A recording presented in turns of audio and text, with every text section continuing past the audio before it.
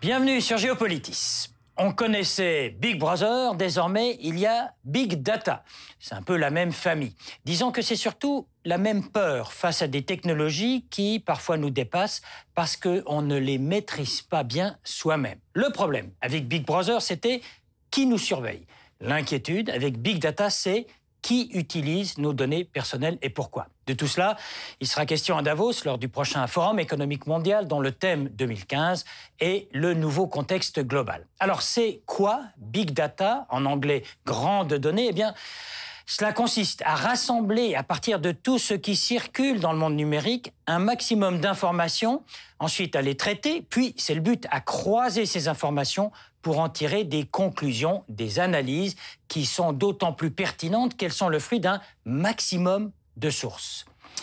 Tout de suite, un exemple. En 2009, année où éclatait la grippe H1N1, Google, pour ne pas le citer, avait mis au point un système de détection basé sur des mots-clés tels que médicaments, toux et fièvre. Résultat, en croisant toutes ces données, Google avait pu dresser l'état des lieux de la contagion avant même les autorités sanitaires qui devaient attendre pour leur part que l'information remonte des hôpitaux ou des cabinets médicaux. C'est un beau résultat, mais acquis sur des données qui étaient bien des données personnelles. D'où la question que pose Géopolitis, que Big Data constitue un système performant, certes, mais à quel prix et avec quelle garantie pour nous et pour nos précieuses données. Vous vous souvenez peut-être de ce film Minority Report de Steven Spielberg avec Tom Cruise, un scénario où l'on arrête un homme non pas pour ses actes, mais pour des délits ou des crimes que l'on pense qu'il va commettre. Dans la réalité, voilà qu'un professeur américain de criminologie affirme en cette année 2014 que grâce à sa méthode statistique, méthode qu'il a mise au point en croisant des milliers et des milliers de données, eh bien, il est en mesure de prédire si un détenu libéré sur parole sera impliqué dans un nouveau crime ou délit. Problème, le taux d'erreur serait de 25%. On imagine les conséquences. Mais le fait est là, plus la masse de données recueillies, croisées et traitées est grande, plus on a de chances de définir ou un profil ou une tendance ou même un comportement. Les géants de la grande consommation et du marketing le savent bien, qui offrent des publicités ciblées presque en temps réel en fonction du big data qu'elles récoltent auprès de leurs clients. On l'aura compris, parmi les géants du numérique, c'est la lutte au couteau pour recueillir le maximum de nos données. Voici par exemple des images du tout premier centre de traitement de données de Facebook en dehors du sol américain. C'est en Suède, dans la bourgade de Luleå, non loin du cercle polaire. C'est là que Facebook a installé ses serveurs informatiques géants dans une région où la température moyenne est de 2 degrés, ce qui facilite le refroidissement des ordinateurs. C'est dans de tels endroits que se stockent toutes les données. Le contrôle de ces données, c'est le nerf de la guerre du big data.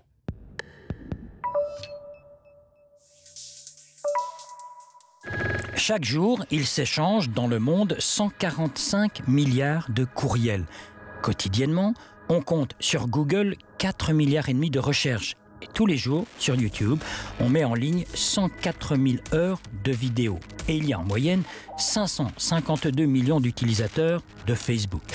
Vous êtes friand d'autres statistiques? Eh bien, quand on évoque Big Data, l'unité de mesure, c'est le téraoctet. Un téraoctet, c'est à peu près ce qu'il y a dans 570 000 livres contenant chacun 300 pages. Donc, un téraoctet, c'est l'équivalent de 171 milliards de pages. Ajoutons enfin que d'après les spécialistes, ce flot de données va quasiment doubler tous les 2 ans.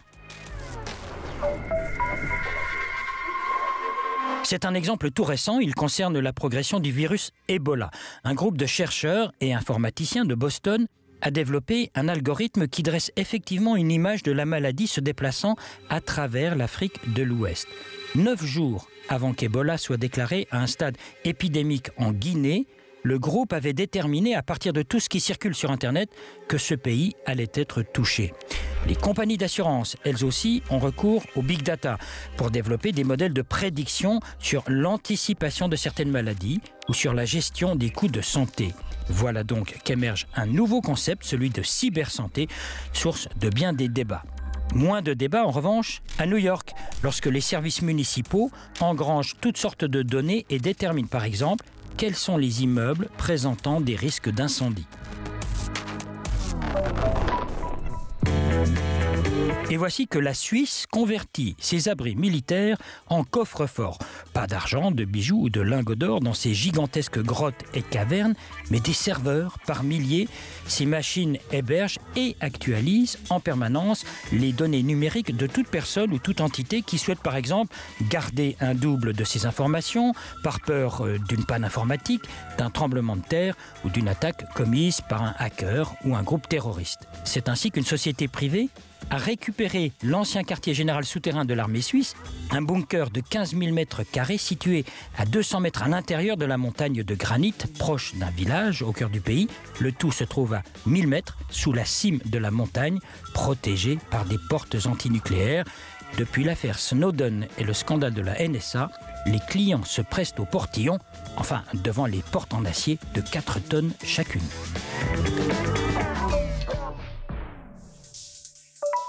L'invité de Géopolitis, Sylvain Métil, qui est avocat spécialiste de la protection des données et chargé de cours à l'Université de Lausanne. Avant de parler de la protection, de notre consentement ou pas, parlons juste un mot de la finalité du Big Data. Il ne faut peut-être pas jeter tout le bébé avec l'eau du bain. On est conscient qu'il y a des bons exemples de Big Data, de ce que peut faire Big Data pour nous? Alors, on a plein d'exemples. Finalement, Big Data, ou l'utilisation de ces données massives, c'est un outil. Et comme tous les outils, on peut l'utiliser de manière positive ou de manière négative. Oui.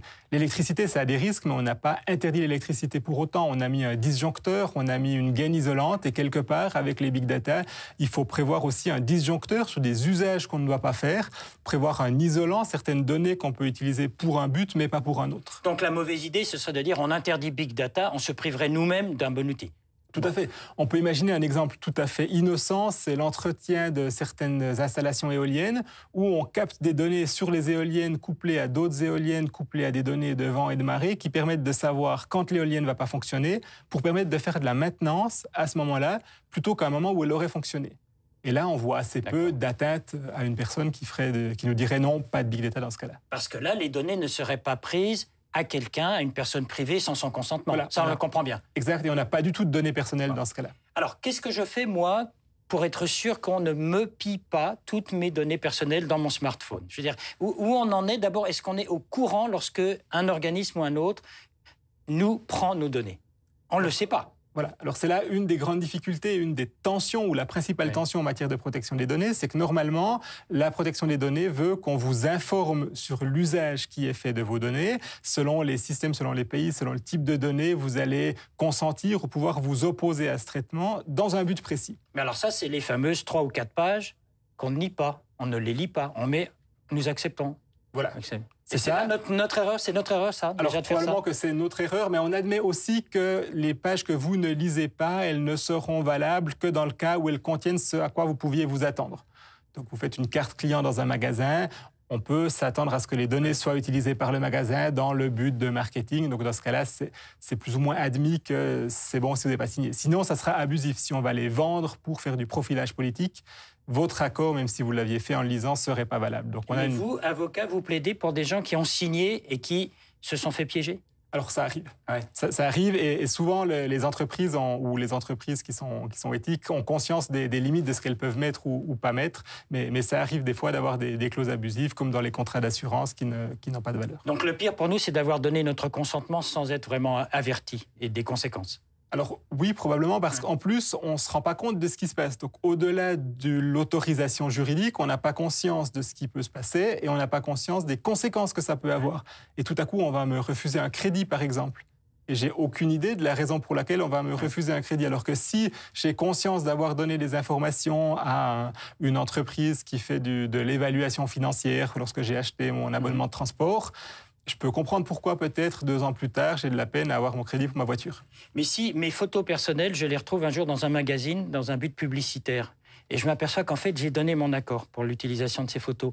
J'ai des moyens légaux de lutter contre ça, de les faire retirer, ces photos? Alors oui, parce que là, on a plusieurs protections. On aura une protection sous l'angle du droit d'auteur, par exemple. Il faudra savoir si le droit d'auteur que j'ai sur cette photo, il a été cédé valablement et dans quelles conditions, par exemple. Et il Facebook ne s'assure pas que les gens ont déjà signé pour donner cette autorisation? Vous donnez à Facebook, par exemple, votre accord pour utiliser les données dans le cadre de Facebook et vous pouvez le retirer à tout moment. Donc si c'est trop tard, c'est trop tard. Alors oui, mais ça pourrait raisonnablement obliger l'entreprise à au moins ne plus l'utiliser dans de nouvelles publications, etc.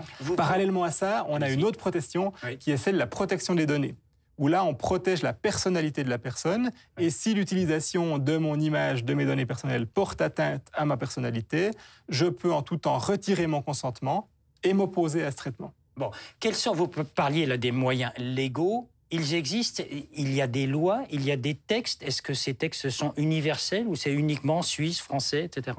Alors, à peu près ou presque tous les pays du monde maintenant ont des lois de protection des données qui offrent des protections plus ou moins étendues. Au niveau européen, on a un standard qui est relativement commun avec des projets qui prévoient de le renforcer encore.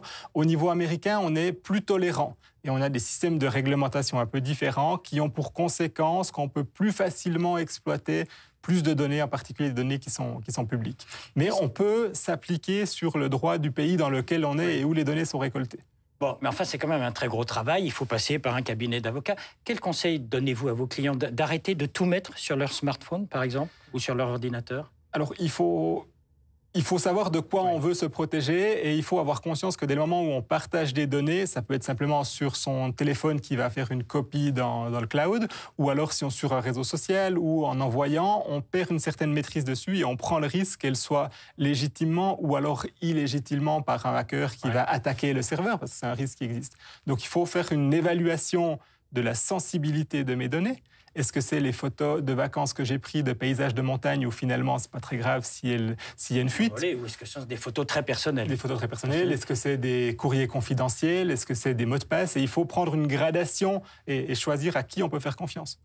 Il ne faut pas mettre ses mots de passe dans un smartphone, ses mots de passe pour son compte en banque, etc. Alors, en tout cas, pas comme ça. On peut imaginer, il y a des logiciels qui permettent d'avoir une très forte encryption autour pour avoir une sorte de coffre-fort sur son smartphone. Dans ce cas-là, on pourrait imaginer si on a vraiment besoin, mais ça veut dire que dès le moment où on perd la maîtrise, il faut en plus les changer régulièrement parce que tous les coffres-forts, au bout d'un certain temps, peuvent être ouverts. J'ai juste une dernière question. Là, on parle de hackers ou de gens mal intentionnés ou de compagnies bien intentionnées. Est-ce qu'il y a des États, des nations, des gouvernements qui nous prennent nos données?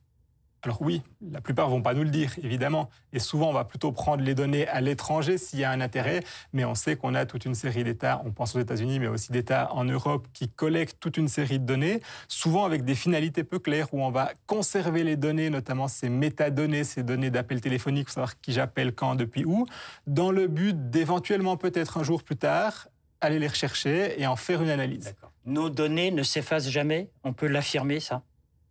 On a un droit, en théorie, oui, à l'effacement des données. Par contre, on a assez peu de garanties qu'on va pouvoir effacer partout là où la donnée aurait été répliquée. Je vous confie une donnée, je peux vous demander de la supprimer. J'ai difficilement de preuves que quelqu'un l'aurait copiée illégalement et ne l'aurait pas supprimée. Cette émission de Géopolitis restera sur le net pour toujours. Oui. Merci beaucoup, Sylvain Métil. Je rappelle que vous êtes avocat, spécialiste de la protection des données et chargé d'enseignement, chargé de cours à l'Université de Lausanne. Merci à vous. Merci à vous. Et si vous et moi, on monnayait nos données personnelles, tant qu'à se faire piller nos contacts ou nos photos, pourquoi ne pas envisager de demander en échange de l'argent?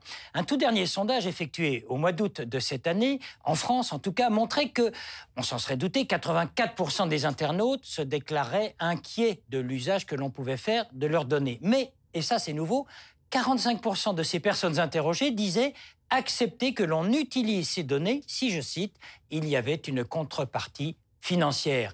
Voilà qui change la donne dans la mesure où, oui, c'est une estimation, les données de l'ensemble des citoyens des 28 pays de l'Union européenne vaudraient quelques 1000 milliards d'euros, d'après une étude du très sérieux Boston Consulting Group.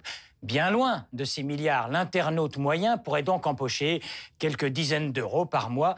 Même modeste, c'est là une monétisation de ce service que, de toute façon, vous et moi rendons aux spécialistes collecteurs de Big Data. Une autre estimation prend ici toute sa valeur. Il paraît que rien qu'en vendant l'analyse tirée des mots tapés par les internautes dans son moteur de recherche, Google gagnerait quelques 50 milliards de dollars par an. Et sur la page web de Géopolitis, préparée par David Nicole, vos commentaires sur ce thème du Big Data, à votre disposition des séquences vidéo, de l'infographie, les sites Internet les plus pointus, notre page Vue du passé, les possibilités de podcaster cette émission de la RTS. Et vous êtes toujours les bienvenus sur Géopolitis.